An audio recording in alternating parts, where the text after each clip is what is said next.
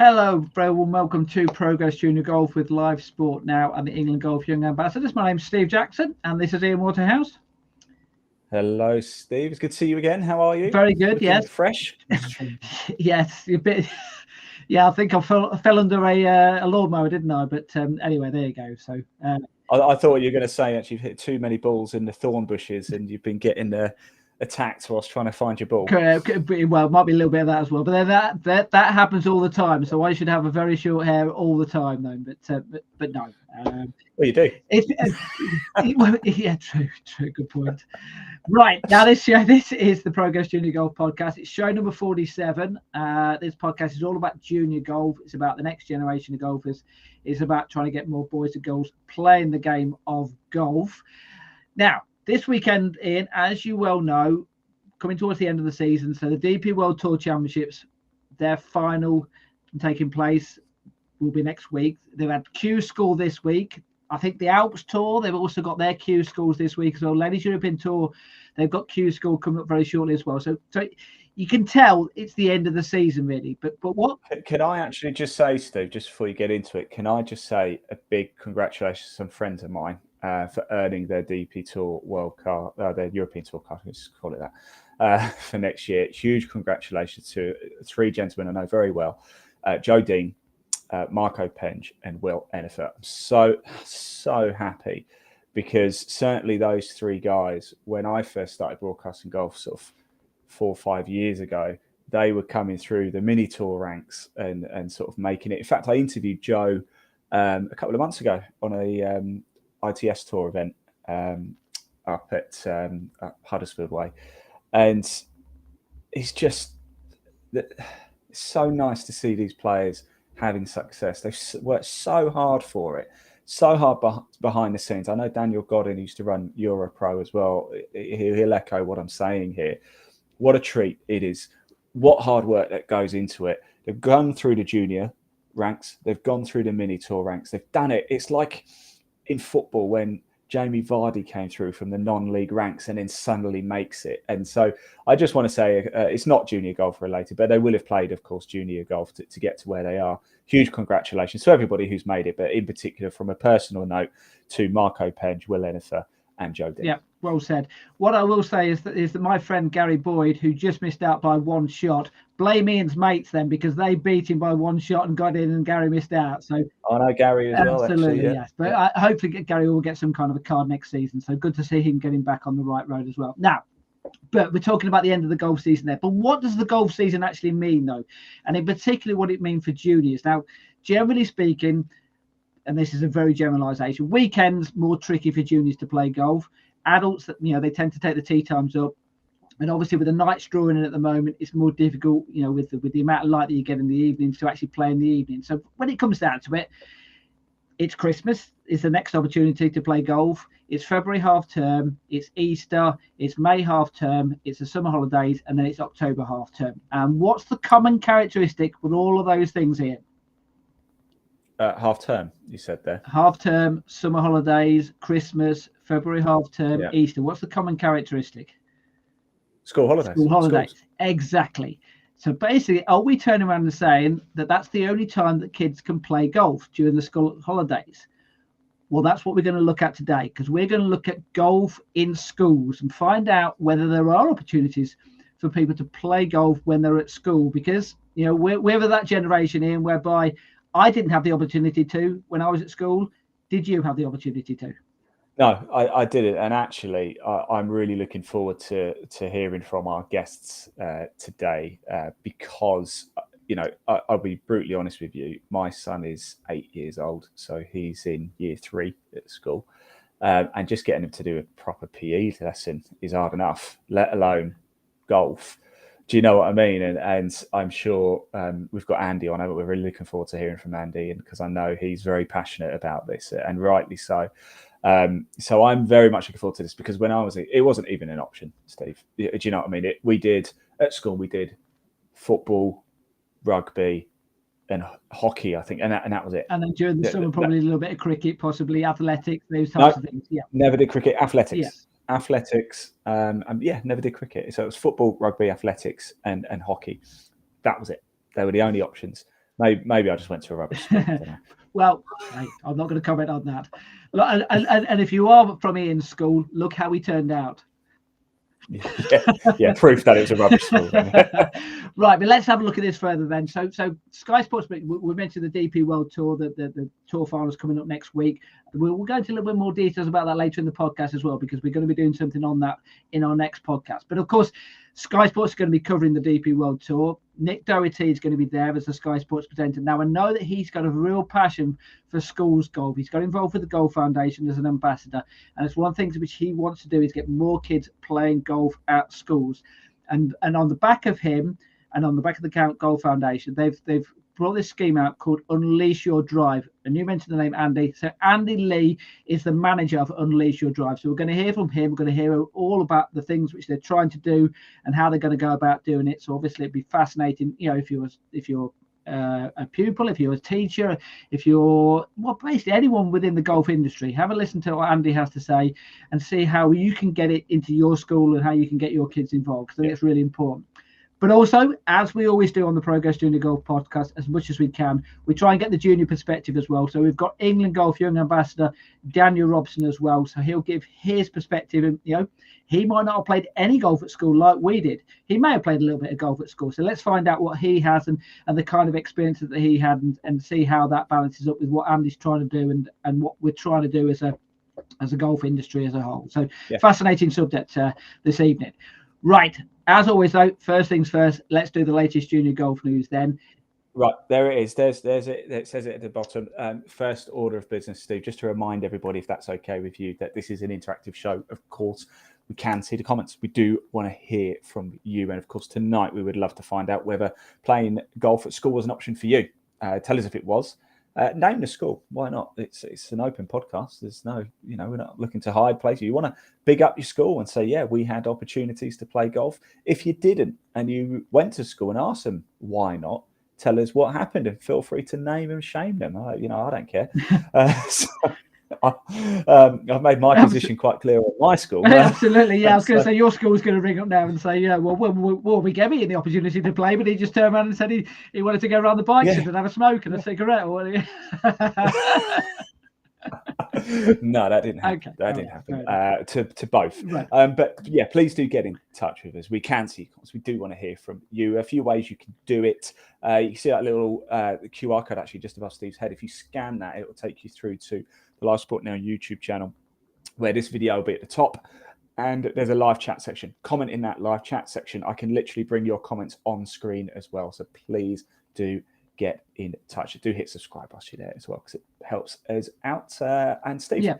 And it is repeated as well on Sunday as well. So although it won't be live on Sunday for obvious reasons, still send your message in if you're watching it on Sunday, because we get the messages and we can certainly talk about it the following week or following podcast and bring up some of the subjects which have cropped up during the talk. The golf was great today, on Sunday, wasn't it?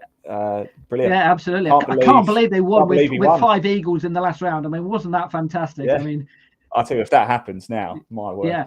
You're and you're wondering why I've got short hair. It's got hit on the head so many times whilst I was watching it. Yes. Yeah. Hasn't grown an inch since we did this podcast live on Wednesday night. Yes. Your hair. Right. Anyway, we digress. Right, let's talk junior golf news then.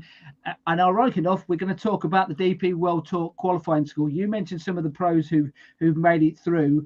There was one amateur golfer who made it through. In fact, out of the top 59 players, there was only one amateur in that top 59, and he happened to be a junior golfer. He's been mentioned on this podcast previously as well. I think it might be this time last year. He actually played in 3 or 4 events over in UAE. Well, Josh Berry, congratulations to Josh Berry. He's only 18 years old.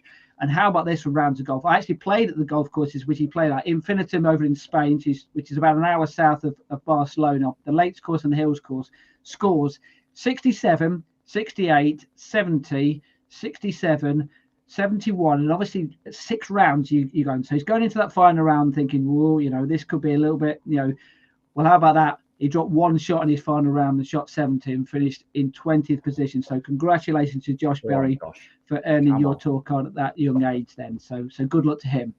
Right, another competition which we mentioned in the last podcast, we were previewing it. We were saying some of the players who were playing in the competition.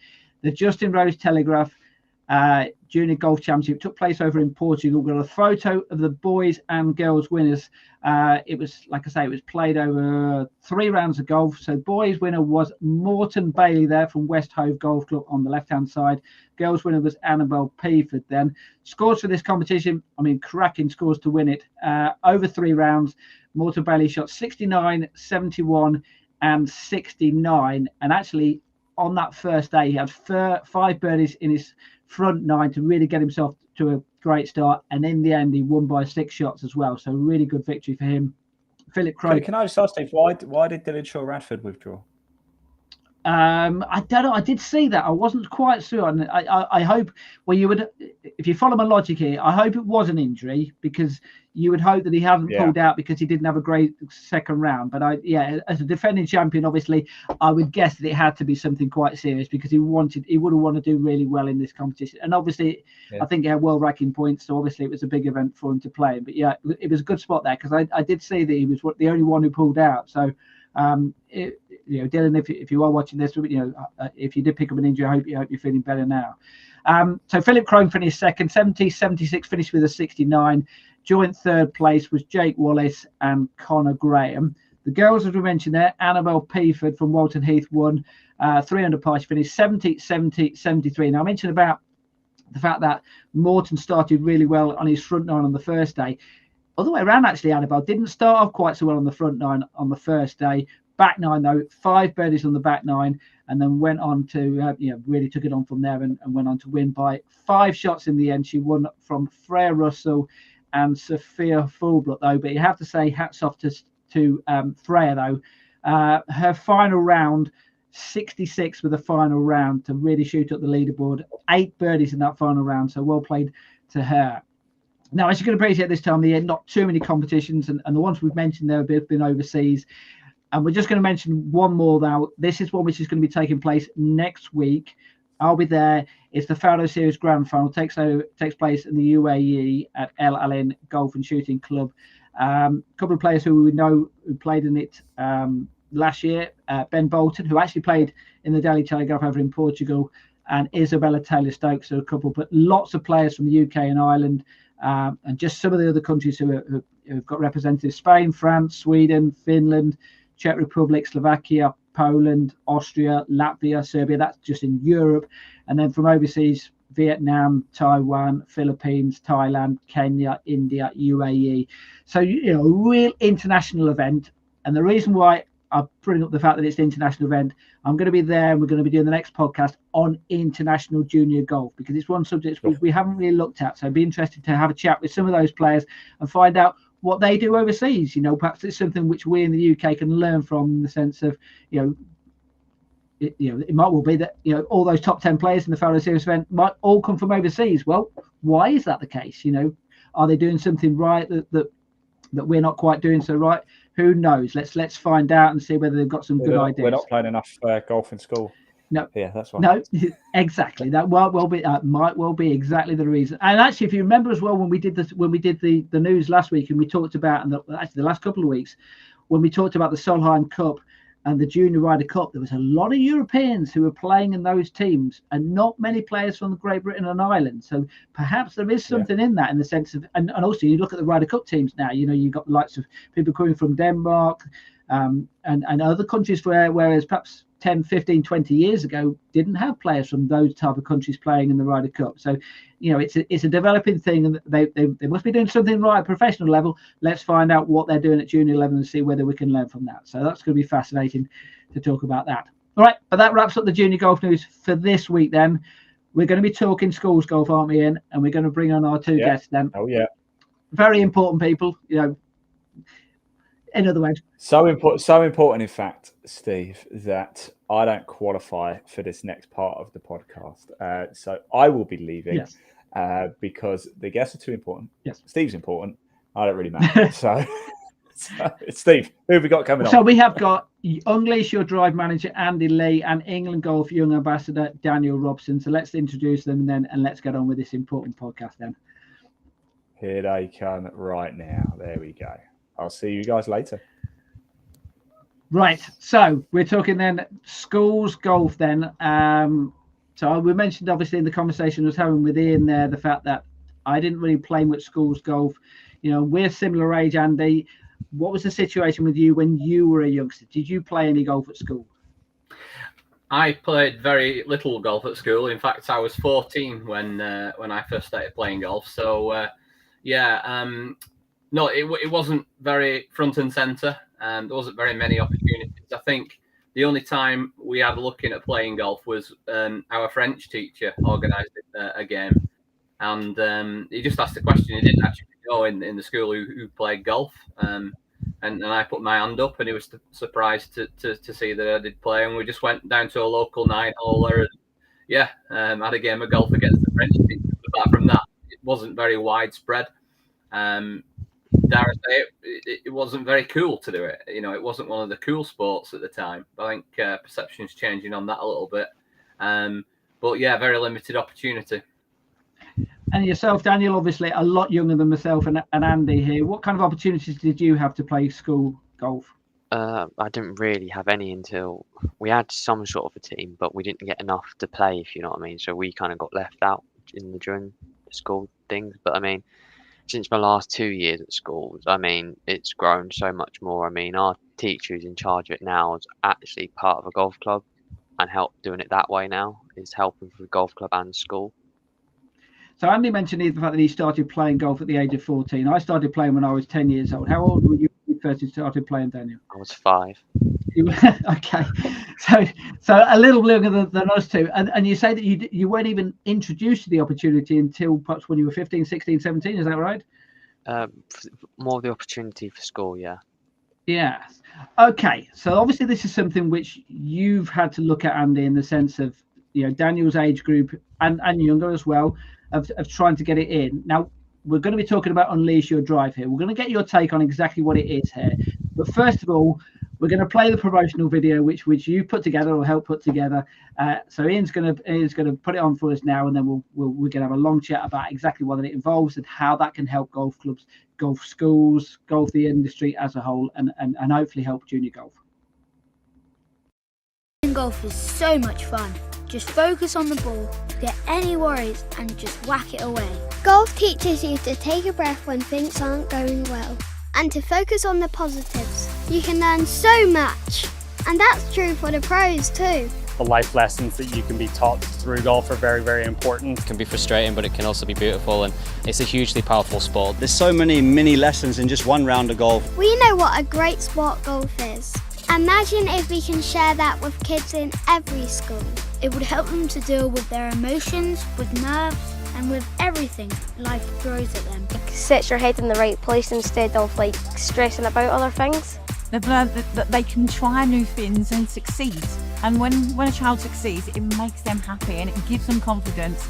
The Golf Foundation's Unleash Your Drive initiative is about giving all school children across the UK and Ireland the chance to play the game and learn the life skills golf can offer. I've learned integrity and etiquette and respect in the game. You need to have a lot of discipline and a lot of control and stuff like that. So it is a great game. A lot of transferable skills to every walk of life. That's 32,000 schools. It's a lot. So we're going to have to work hard and do this together. The Unleash Your Drive programme will give every school access to golf equipment and lesson plans that will let golf work its magic for all kids, making our bodies and minds strong and tough. There's a lot of people that have got a lot out of the game, and I think it is very important for those people to pay that forward and to introduce the game to the new generation. You want to leave the world better than you found it, so whether that's inspiring little kids to take up the game, whether they're going to be professionals or they're just going to enjoy it. It's not just about growing the game, it's about the game helping us to grow a brighter future. I'm excited if we can get more youngsters playing the game. That's a great thing. Let's use the game we love to make a difference to everyone.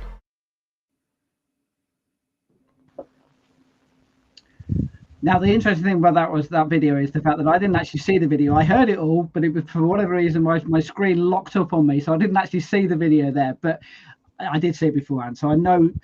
I suppose the big thing with setting up that scheme was and doing that video is the first thing you notice is the amount of big names that are part of it and trying to help you. How important was it to get those names involved, Ian? Andy, sorry. Yeah, absolutely. It is, and throughout the message, it's about doing this together. And I think if we can get, enablers and supporters on board to push our message, it's really important. Now, you mentioned earlier on that, Nick Doherty is an ambassador of the Golf Foundation. He's actually the president of our charity, which is really good. And he just didn't really want to step in and use that as a position. He wanted to do something with it. And if you hear him speak about the Golf Foundation and what the game has given to him, he's really passionate about it, and that really comes through. And he didn't want to just have it as a position, like I said, but he's really driving us to go for this. And 32,000 schools. Like, yes, that's a great question. Why can't every school have golf? Well, that's a great question. If there was no barriers, then why can't that happen? So it's really driven us to have that big headline number of the big goal of 32,000 schools. That's every primary school. That's every secondary school in Great Britain and Ireland. But yeah, you're absolutely right. I mean, having those iconic names, then people, it makes people sit up and listen and draws a little bit of a spotlight on what we're trying to do. And from your point of view, Daniel, as a young golfer, presumably when you first started playing, the opportunity to have, some of those big names be associated, and even have you ever met some of those players who were in that video, for example? I mean, I met some of them, not in the sense, met them, but you see them on the course, when you watch them. But I mean, like you said, the opportunities, I think still at a young age, I only got into it because of my dad. It wasn't as if I was promoted through that way, through anything. But I suppose it is key is the fact that you have to have some kind of role models, or do you not? Did you, as when you were playing, did you watch much golf at the time and think, I want to be one of those? Well, I kind of did start watching golf and realise that, but I mean, it was one of those where my dad started me off, and then once who he watched, I kind of got interested in. So all the role models that kind of he looked at kind of became my role models because I didn't know really anything better, if you know what I mean. Okay, let's talk then specifically about the scheme then. When did it start? When did that process start whereby this is something that we need to start working on, Andy? Well, it's something that the Golf Foundation's always done. I mean, we celebrated last year our 70th anniversary, and when Henry Cotton and the others got together to look at, even back then, 70 years ago, realizing that there was a decline in participation, but also as well that the game needs opening up to more people, is that one of the avenues was to actually go into school. And there's a great picture of Sir Henry Cotton stood there in a school teaching a group of kids the correct grip and more traditional looking golf clubs, as you can imagine. But it really stems from that, and we're really proud of those roots. But actually being really active with it, probably 25 years ago, we developed an initiative called Try Golf, which is an adapted version of the game. So plastic clubs, foam golf balls. And we needed to realize that we need to be able to take this game to the masses. And rather than encouraging children and young people to come to the golf club, which can be a barrier, well, why don't we take the game to them? So being able to use the adapted version is, golf can be playing in the confined spaces of I think the task that the Golf Foundation set themselves 25 years ago was that if they can push tables and chairs to one side in a classroom, can we play golf? And the answer was yes, that they could at least do some putting challenges. And then the more space that you have, it could grow, and then you can go into the hall, you can go onto the playground, you can go onto the grass facilities as well. And it gave them the confidence to just develop that concept. And through team games and activities, you can really deliver golf to quite a big audience while keep them quite active and engaged. That's important, isn't it? If you've got like typical class of 30 kids, is that it's not static. It's got to be exciting. It's got to be engaging. We've got to switch these children and young people on. And if it's human nature, isn't it? If it's boring, then we're not going to do it again. So we've got a great opportunity to number one, to go in and say, look, golf is fun. First and foremost, golf is fun. Let's play some games. Let's learn some skills. And that was the very raw program back in the time. That's what it was all about realizing that the perception of golf, it's for white middle-aged men. It's boring. It's slow. And that's the perception. We've got to start to break that down. So by being able to take this bright, colourful version of golf into school and start to chip away at that, excuse the pun, trying to break that down was a massive thing.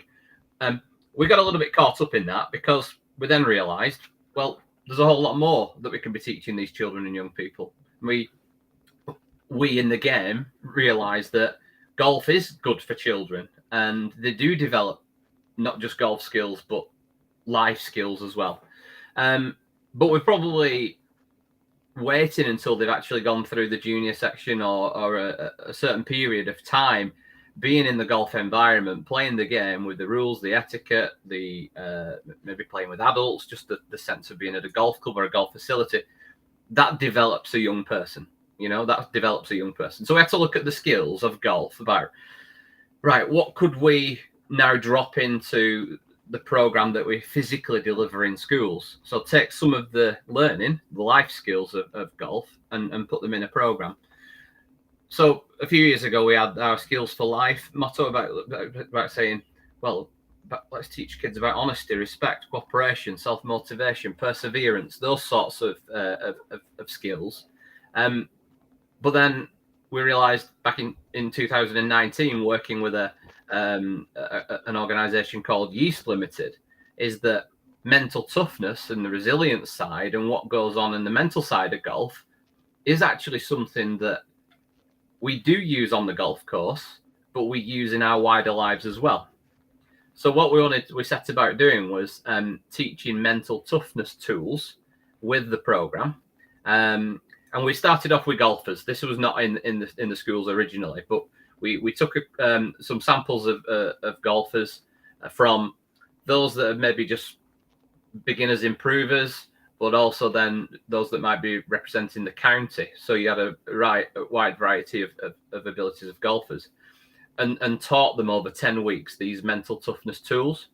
And the brilliant thing was using a measure called the MTQ48 psychrometric measure, which is a measure which is set up for measuring mental toughness, because mental toughness is something which we could talk about very, very soon. It is something that can be developed, which is the exciting thing.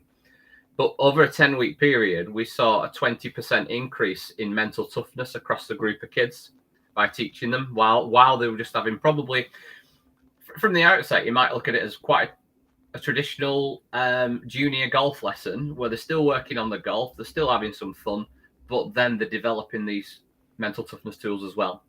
And that was really exciting for us. And it gave us the confidence then to put it in our schools program and try it firstly at secondary schools, but then into primary as well. Okay, let's get Daniel's take on it then, because obviously you talked about lots of different aspects of it there. Let's talk specifically about equipment then, because when you started playing, Daniel, were you using a normal set of golf clubs, or were you using those tri-golf, the bigger heads, which do make the game easier, makes it easier to hit the ball, or were you almost thrown into the deep end with an adult set of clubs like I was? I mean, I kind of obviously started off as a little kid with plastic clubs, but I mean, I kind of went to the range and was given little kid clubs by my coach, or ex-coach, you know what I mean, back then. And I mean, it was just went out and hit balls, and I mean, I just enjoyed hitting them. I mean, obviously you get frustrated when hitting the balls when you don't hit it right, but I mean, as a kid, I just had so much fun when you hit it right. It just felt good, and that's when I kind of knew that I really wanted to just keep on going, just the feeling every time. And obviously you started at a young age, and we're obviously talking about schools golf here. when you started playing and you were using those clubs, and you, like you say, you were having fun hitting the golf ball, were you having conversations with some of your friends at school about, why don't you try this? Well, yeah, I mean, I did, but I think, as Andy said, it was more, most people would say it's more of like a older, richer, more people sport, not like someone who just wants to get started and all that. So no one was interested really. They were all interested into football or rugby. And presumably you never had a conversation, or did your parents have a conversation with the school to say, well, actually, this is good for my son. This will be good for other sons. This might be good for other daughters in the school. Why don't you get involved? Is that conversation which ever took place between parents and schools? Oh yeah, we had loads of conversations, but it was always the excuse of it's too much to set up and all that. And I mean, as I grew up in primary school, even my coach tried to get in there, and they just basically didn't want him. They didn't want anything to do with golf because of the money, the side of things. Is that a common thing that you're hearing, Andy, of the fact that schools do have a barrier, do have a, don't think that it is going to be good for the school or for the kids? Yes, yeah, it happens. Of course it does. And you mentioned one of the barriers there about equipment. That there could be an initial cost of the equipment, but that's what we're trying to help with. This new drive with Unleash Your Drive is about working with schools and encouraging them to see the benefits of golf. So it's not just enough now to go to a school and say, we want to teach your kids how to play golf. The reason, well, not just the entire reason, but why we've added the life skills, the mental toughness element, is now all of a sudden we're able to offer something that schools are being challenged with to deliver upon. So mental health and well-being is being taught throughout the curriculum, and through even PE and sport, is that in secondary schools, PE departments are being challenged with developing mental health and well-being, and they're recognizing what we've got as an off-the-shelf product, because it not just develops the golf, it develops mental toughness as well. So it's about the Golf Foundation and our partners having the right message to the school to say, look at the wider benefits, get them to see what it can do for the school, what it can do for children and young people.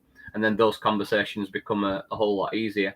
And we've got to help the school with the barriers, like in the video, it's about pulling together to raise enough money to be able to put golf into those 32,000 schools. We're talking £15 million for that, by the way. So number one, not every school's potentially going to do it. And this could take quite a few years. That's the idea of it. It's not something in a flash in the pan that we're going to do overnight. And I don't know whether you have, but I've not got £15 million just down the back of the sofa, but it'd be nice if we did. But if we can all pull together and just raise a little bit of money for this pot, that then we can give that school that are interested a set of golf equipment, the Golfway equipment that we now use. Because that was another development that we were just mentioning there about, obviously we used to use Tri-Golf, but now we use the Golfway equipment, is that recognizing that golf's hard, and we want to give that first experience a positive one. So we don't want kids using a club that's not fit for purpose and struggling in their first ever experience. But with the Golfway equipment that we use now, it's more balanced, it's weighted better, that kids can get that strike, the one that we all go, the one that brings us back, that during a bad round of golf, we that great shot and it brings us back next week. We want those kids to get the bug early and think, this is something that I can do. There's one thing which I say where golf, as opposed to pretty much what any other sport, is that at one moment in time, Daniel, you could hit a golf shot just as good as Rory McIlroy could at that particular moment. Realistically, we probably couldn't do what David Beckham could do. We can't do what Ronaldo could do. We can't do what Messi could do. We can't do what Roger Federer could do. We can't do what Michael Phelps can do in the swimming pool, but we can do that in golf. Might only happen once every 1,000 times, but just that moment whereby, wow, I can hit a golf shot. I can, on a par 3. I mean, we've seen plenty of stories of golfers who've had hole-in-ones. Yet, some of the top players very rarely have them. And that's just the beauty and the strange thing about the game of golf is the fact that you can have that moment, can't you? And that's something whereby perceptions of the game can be passed on and you can get that love, but equally so, Daniel, I mean this in a nicely possible way, Daniel got lucky in the sense of he by the sounds of it, he almost fell in love with the game, almost despite what was happening around him, because he had by the sounds of it, very good parent, good coach, good opportunity. But there's plenty of people at that age who could have been put off the game at that age, and obviously that's perceptions whereby when you're going into schools, you're trying to say to them, trying to make it as fun as quickly as possible. Is that true, Andy? Yeah, absolutely. Like I said before, kids like having fun, right? So we've got to, a lot of people will look at a session in a school and say, this isn't really like the game of golf. Well, no, but let's be honest, we're in here with the message of golf. These kids are having fun. They're playing in team games, for example. We challenge the kids to come up with a creative team name, so they have a bit of fun doing that. Team Red, Team Cauliflower, whatever they come up with. Straight away, it's fun, it's funny, and we're trying to just say, right, okay, from this point, now we've got you as an audience. Can we start to teach you something? So we might say, for example, right, let's teach you the grip. So it's of course, you want your hands the correct way around, want your hands touching together, but we might teach you by using the hot dog grip. Well, for a hot dog, we need a hot dog sausage and a hot dog bun. And we wrap the bun around the sausage, and it's got to all work together. So it's about just making it fun for, team game and activity, but the learning element's fun, because kids remember things that are funny. Kids remember things that are routine. So like the scarecrow routine, which is to get your hands the right way around, and where do you stand to a golf ball. So 100%. We've got to make it fun. We've got to make that first ever experience going, I want to do this again. Okay, that's the... I mean yourself, Daniel. Obviously, we've spoken of the fact that you didn't necessarily play golf at school, but you have been part of these sessions in your role with the Golf Foundations and England Golf Young Ambassador. Is that correct? Yeah. So, what was your experience? Well, what did you see from the kids when they were going through that process with Andy? What kind of reactions did you see from those kids? I saw a lot of enjoyment. I mean, they picked it up, and it wasn't one of those where they'd hit a bad shot, because I think with the clubs you can't really hit a bad shot really, because they're built in such a way for kids to just have fun. And I mean, the fact that everyone's picking up a club and enjoying it and not chucking it or putting it down and giving up is a lot better than what it was before. What about in those sessions that you were having? Were there some people who had already played the game in those sessions? You see a couple. You could definitely see a couple that were definitely played it before, but then you could also see a couple who would just pick it up, but you could see the talent already, whether that's talent they knew they had or didn't have. It's one of those. And what kind of reaction did you get from those players who had already played the game? Because like we say, it is easy to hit, or you said it is easy to hit with those bigger golf clubs. Were they thinking this isn't real golf, or were they thinking this is still golf, it's just a different version of it? I mean, some people you could see did look at the clubs a bit big, but then they just hit it the same. It was exactly the same feeling, if you know what I mean. They enjoyed it. They hit it the same. Obviously, bigger heads and stuff like that, but they enjoyed it just as much as they enjoyed normal golf. Couldn't see a difference really. And one of the things which you mentioned at the start, Andy, was about the equipment, and also is the fact that in most schools, and I can probably say in the vast majority of schools, they're not the size of a golf course. So obviously you are limited in the type of space that you have. So obviously you have to limit the kind of games that you can do. For example, you can't stand there hitting drivers, could you? No, that's why the golf equipment, the Golfway equipment, is simply a putter and an iron. Because number one, you're right, the restrictions of the area, but we don't want to confuse people. If you had a driver, hybrid, wedge, gap wedge, it just like would it mesmerizes beginners, never mind kids. So we just keep it simple, roll the ball along the floor and hit the ball up in the air. So we hit the ball into the hole when we're playing golf, but also we need to hit the ball over obstacles. So that's exactly how it is. And down to size, if you've got a badminton court area, is that you can deliver a session to 30 kids. So that gives you an idea on the size, because we've got to think of a typical primary school hall is we want to push the piano to one side, the stack of tables. You can picture your own school hall there, and being able to then create enough room to play some golf games. And it's really great to watch. And you were mentioning before about those that already play the game. And, initially it's like, what's this club? It's a bit different to what I normally use. But then we're giving them a platform to show off the skills, to almost like I said, to look at the wider group. This is my sport. Look, I can do this. And you find that they help each other, you know, and this was an observation made by a teacher once, is that in other sports, like, for example, as an example, football, is that they want to just show off and beat each other and be the better one. Whereas when they were in golf, the golfers were actually helping, like being a young leader and stepping in and helping the team, helping the peers to get the hands the right way around. But there's almost a sense of that I want you guys to play my game and be part of what I do, and I want to show you my skill. And you know, sometimes it's not the kid that's the best at football. It's all of a sudden this child that maybe not be seen as a sporty type or a semi-sporty type, but you know, coming out of the woodwork and stepping up and doing their game. So yeah, it's a great opportunity for that as well to happen. You mentioned there as well about teachers and their reaction.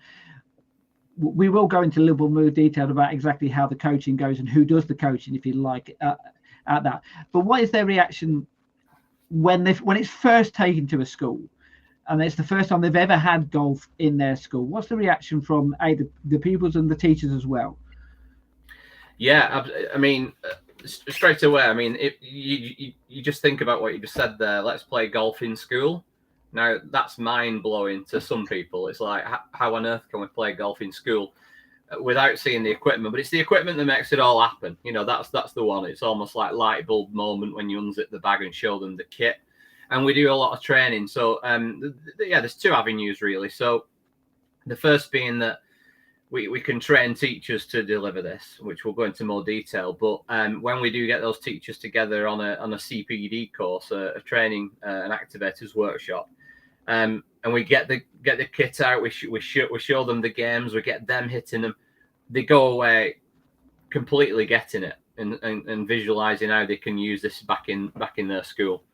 The other one as well is that, you know, we encourage local PGA professionals to go out and into the schools, and you know that gives the school a confidence, is that it's a professional person coming into school from our community and delivering these sessions, and it's a great response. It genuinely is. You know, it's always, this will be great for our kids. It's always a positive response. It's never, I don't think our kids would like this. It's always, oh, this is great because it's an individual sport. It's something different. You know, it's great for everyone. It's inclusive. So yeah, there's a lot going for it, and it usually gets a great response. In my day, like I say, we didn't have schools golf. We didn't have the opportunity to do that. In my day, that opportunity to do something like that was crazy golf. It was, yes. It was going on little putting, you know, it might have been in, you know, even actually on a putting green or something like that up in Scotland or something like that, or the actual crazy golf where you're playing through all the, you know, the obstacles and all that. Is that something you did as a child, Daniel, the crazy golf side of things? I mean, I love crazy golf. I mean, my friends hated me at it because you know, I used my golf side of things, so it made things a little bit easier. But I mean, crazy golf's just fun way to kind of also get into it, but it's just one aspect of it. It doesn't show the aspect of kind of hitting balls like in a fun way, which is what the Golf Foundation have done.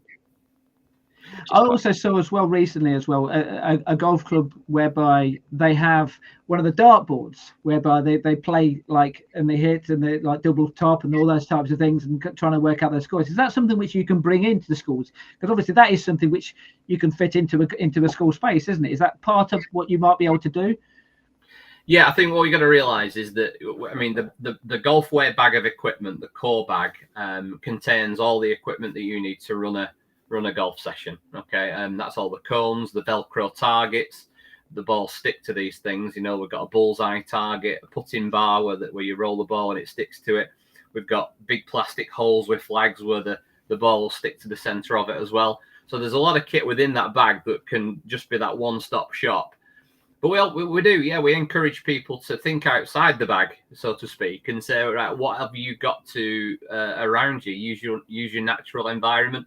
Yeah, we've seen it before where, you know, there's bringing the dartboards in, so to speak, big chipping nets and Golfzilla. I don't know whether you're familiar with Golfzilla. Yes, I am. Yes, I've seen that, yes. Big inflatable dinosaur that rocks up. You know, you've got to look at that and go, what is it? I'm interested, and it draws people to it. So anything that's visual, anything that make it look cool, good, exciting, yeah, we welcome it. But what we've got to realize is that you don't have to have thousands of pounds to deliver golf in your school, and this is the barrier we're trying to break down. Is that, you know, working with our partners at Golfway, is that it's affordable. We're either going to fund this for you, or primary schools and schools do have a level of funding, and we're going to encourage you to invest that into golf kit. Okay, so obviously we if you like, we've set it up now. So the school has had it. They've had their first session. It's been a success. That they like the idea. The school likes the idea. The kids like the idea. What's the next step then? How do you take them from there to keep them in the industry, to keep them playing golf? Yeah, no problem at all. Yeah, so you're right. We've got to deliver something what we call fun and meaningful within the school environment. So we were saying before about why we've got this captive audience. What can we teach them? And the important thing is to say, right, we want to give them some level of golf that when they do come across a golf opportunity next time, whether it be pitch and putt, whether it be adventure golf, whether it be driving range, that they'll say yes to it, okay, because they've had a 6-week experience in school, and they've come away from that 6-week experience in school thinking, well, yeah, I know enough now to give it a go again. So hopefully we're building confidence with our program, and that's an important reason for for us doing it. What we also then encourage is schools to create a link with their local golf facility. And again, think outside the box with that. It could be your traditional golf club down the road. It could be the driving range. It could be the local adventure golf. But what is that next step? And any schools are always encouraged to do signposting, to provide exit routes from whatever sport and activities that they're doing, is that to make sure that there's a next step. And through our network of golf route centres, which are golf clubs that we work with to make sure that there are opportunities in these golf facilities to start, learn and play for beginners and improvers and more advanced golfers. But what we want to be saying is that next step from having fun at school needs to be locally affordable and in line with other sports as well. And the key one is in line with other sports, is that let's be on the same perch as the cost of it would to play football, cricket, rugby, tennis, and not be seen as that sport up here where, all right, it's all very well having a 6-week batch of lessons at school and a great experience and fun, when all of a sudden then the cost is up here. So it's got to be locally affordable, and that's something that we really pay attention to and encourage and champion. Yeah, so with you, Daniel, then obviously you mentioned the fact that when you were at school and you try to, or you and your parents tried to encourage the school to bring it in, is that something when you went to your golf club and said, why don't you talk to the school? Why don't this golf club get involved with the school? Is that something which you've tried to do yourselves? I mean, yeah, we spoke to our coach, and our coach tried to do it. I mean, he did it he managed to actually get in there for a bit because he provided them with the equipment. But I mean, they just lost interest instantly in my primary school. It was just, I don't know, he kind of came in there and then they got rid of him. They didn't give him a reason why they got rid of him. They just didn't want him anymore, any golf there for some reason. And once again, Andy, is that a common story you hear with golf clubs, in the sense of the communication between schools and golf clubs needs to improve on that score? Well, thankfully not. It's a common thing, not a common theme. So that's good. And it's a shame that, that kind of scenario happened then. But what we want to try and do is really work with enablers, what I call enablers, whether that's the PGA professional to get them to really see the benefits of junior golf as part of their business. Let's be honest, the junior PGA coach is a business, but can a strand of that business be junior golf and certainly be outreach in the schools and community? Well, the answer is yes, it can be. So we've got to work with PGA professionals to see that. The staff within the school as well, is that our role is to show them the messages about, look at what golf is look at what it can be. You can deliver this yourself. We have training for teachers to be able to go on and deliver this, because what we've got to remember is that not every postcode has a ready, willing and able PGA professional that has the time, capacity, the will to go into the local schools, and that's why we've got to go into the schools and I'll be honest that we start with the school now, and we try and encourage the teacher to be trained and deliver this as part of their weekly curriculum, PE lessons, lunchtime clubs, after school clubs. And you know what? If there's a local PGA professional that wants to really add value to that, brilliant. We'll encourage you to be in there as well. And with the new role of the community golf instructors, that just adds another layer to support the PGA professional to have more capacity to go and support these teachers that will hopefully be welcome in golf. Right, there's two subjects which I want to touch on. Well, we've got about 10 minutes or so left in the podcast. So first of all, and you mentioned it, Andy, a little bit earlier, golf is obviously a sport which can teach etiquette, and obviously schools, that's one of the things, they're teaching subjects, but also they're trying to teach good habits as well within your school environment. Is that something in your experience, Daniel, when you've got involved with doing the golf within schools, is that something which you've tried to encourage and tried to say golf is a sport whereby you're going to learn good habits here, you're going to become a better person by being part of this sport? I mean, it comes within the sport. I mean, when you're doing it, it's more one of those things where some of the aspects within, you can't just say you're going to be more respectful, you're going to be more etiquette. You know what I mean? Because if you start going on about that, they kind of lose interest. Where if you're showing them, they kind of want to do more, because if you're showing and doing, then they find out how fun it is, rather than you talking to the kids and just going on about etiquette and all that. Right? If you're showing them and getting them involved while you're kind of explaining it, then they're more engrossed and want to get involved. Well, and that means they've actually learned something from it at the same time, not just about playing, but also some rules. Is that something you have to play on when you're trying to talk to schools and about this, Andy? Is the fact that we don't want to force it on people that the golf is a sport whereby you can learn good habits. I mean, rugby's a good sport in the sense of you learn good habits of talking to the referee and things like that. Same with golf, you can learn things with that. There are sports whereby golf, and let's be honest here, golf can have a bad reputation in some aspects, but in that aspect it does have a good reputation.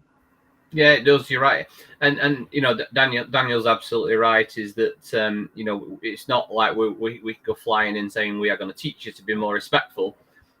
It's just it's part of the game. So, for example, like when I teach at the driving range, it's red team versus the blue team. Blue team win, and the blue team go, you lost, and then it's like, no, we don't do that in golf. We just actually say shake hands, thanks for the game, win, lose or draw. And that's just a little lesson there within, in a fun environment without, pushing it in the face too much.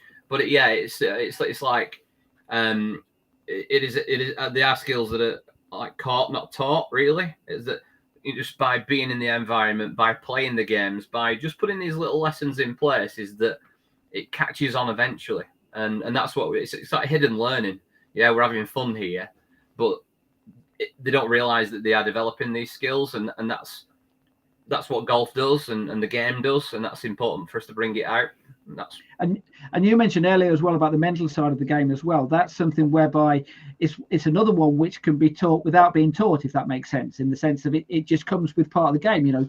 Going outside and on, having fresh air for a start. It's a sport whereby you gain without actually knowing that you're gaining something. And is that a message which you try to get across to the schools and the kids, to say that actually, I don't know, is it something where you have to tell them, or you just let them learn themselves on that score? Well, this is the exciting part with the Unleash Your Drive program, is that we can be a bit more blatant with it, because in our lessons we teach 9 mental toughness tools. Giving you an example of, so it could be lesson 1 is around positive self-reflection. So the kids have a go at a game, and then you stop the game and you say, right, okay, after your next shot, I want you to come up with 2 positive things. No negatives, 2 positives. Because obviously they're new to golf, and there's a very good chance that shot is not going to be very good. Let's be honest, okay? Because they're just starting out. Quite easily, one child could go, I'm not playing golf again. As Daniel said before, chuck the clubs on the floor. stomp back. That's not for me. I'm not. But if we can get them to twist that and turn it on its head and say, actually, no. Find 2 positives and go and tell your friend after your shot. So they'll go back to the safety and reflection zone and have a conversation. And we frame it as what went well and even better if. That's what we're trying to do with this, is to say, give yourself a pat on the back. And it might be hard, that, because if it's not gone to plan, it's hard to find the positives, but there's a positive in everything. Okay. Even better if is, what am I going to do to get better next time? Okay. So there's a lesson within that. And we repeat that message throughout that lesson. And then at the end of the lesson, we'll say to them, right, so what went well, even better if, where else in your life could you use that? Where else could you use positive self-reflection? And we get some examples off them about saying, well, I could use it in other sports. I could use it in my wider life at school or at home. And then you say, okay, well, next week, I want you to give me some examples of where you might have been more positive. Or when did you use an even better if that you saw a learning opportunity where you think, right, okay, I'm going to do that better next time. And they come back to the lesson and they'll tell you those experiences, or you try and bring it out of them. But yeah, 9 mental toughness tools: emotional control, focus, positive self-talk, self-compassion, goal setting, positive body language. These are all the 9 mental toughness tools that are within our 6-week program. And I mentioned it earlier on, we can measure the impact. And that's what's exciting schools, is that they can do a 6-week golf program, and they can do a self-assessment on those children, which is just 15 simple questions before the 6 weeks and after the 6 weeks. And we can compile a report and show them that it's had a positive impact on developing mental toughness. And mental toughness has a direct link to overall well-being. So if you develop mental toughness tools, understand them, and have them ready in your armory as coping strategies, then all of a sudden you're going to feel better about yourself, and that's where you develop that overall well-being. And not many schools can argue with the fact that that's what they're trying to do, trying to develop mental health and well-being. Right, the last thing I wanted to talk about, and this probably is a podcast all on its own at some stage, but we will just touch upon it a little bit now. In fact, we will do a podcast on this, I have to say.